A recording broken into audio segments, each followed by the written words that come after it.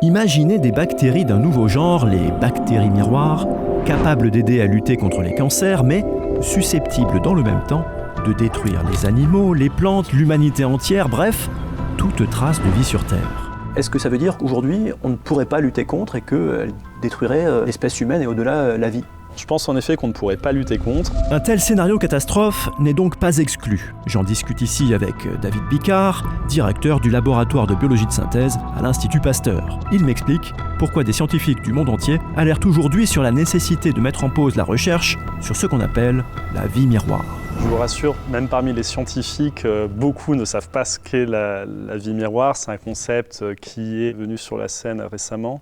En fait, la vie miroir vient de l'observation que la plupart des molécules qui constituent le vivant, donc l'ADN, les protéines, l'ARN, ont une forme d'asymétrie qui font qu'on ne peut pas les superposer à leur image dans un miroir. Vraiment comme en fait nos deux mains. Elles sont une image quasi parfaite l'une de l'autre dans le miroir, mais si on essaye de les superposer, on voit que ça ne colle pas. C'est pour ça qu'on ne peut pas mettre le gant d'une main gauche à une main droite. Donc la même chose est vraie pour, comme je disais, ADN, protéines, etc. Et donc, le concept de la vie miroir, c'est de se dire qu'est-ce qui se passerait si on prenait justement l'image miroir de toutes ces molécules du vivant, ou même carrément l'image miroir d'un organisme entier, d'une bactérie, pour partir déjà de quelque chose de très simple. Est-ce que déjà ça pourrait exister? Et si ça pouvait exister, est-ce qu'on serait capable de le fabriquer? Est-ce que ça pourrait survivre dans notre environnement? Et si c'était le cas, est-ce que ça serait dangereux ou pas? Elle pourrait commencer à se propager dans l'environnement. Et en fait, il y aurait très peu de freins à cette propagation parce que les bactéries naturellement se font tuer par des virus qui les attaquent, qu'on appelle des bactériophages, mais les bactériophages ne pourraient pas tuer cette bactérie. Parce qu'ils ne la reconnaîtraient pas. Ils ne la reconnaîtraient pas. Elle pourrait sans doute à terme infecter des animaux, des plantes, des hommes.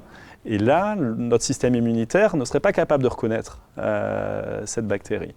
Et donc, on peut imaginer une forme d'une maladie, d'une septicémie, avec des symptômes très étranges, où notre système immunitaire n'est pas capable de lutter, de reconnaître, mais on est infecté et on pourrait imaginer des conséquences létales. Pour bien comprendre, imaginons si on prend le corps humain, qui est une bactérie miroir, donc qui aujourd'hui n'existe pas, mais si jamais elle existait, elle entrerait dans le corps, le système immunitaire ne serait pas en mesure de lutter contre, et du coup, elle se développerait, elle se multiplierait, et elle tuerait l'être humain, c'est ça? Oui, c'est clairement une des craintes.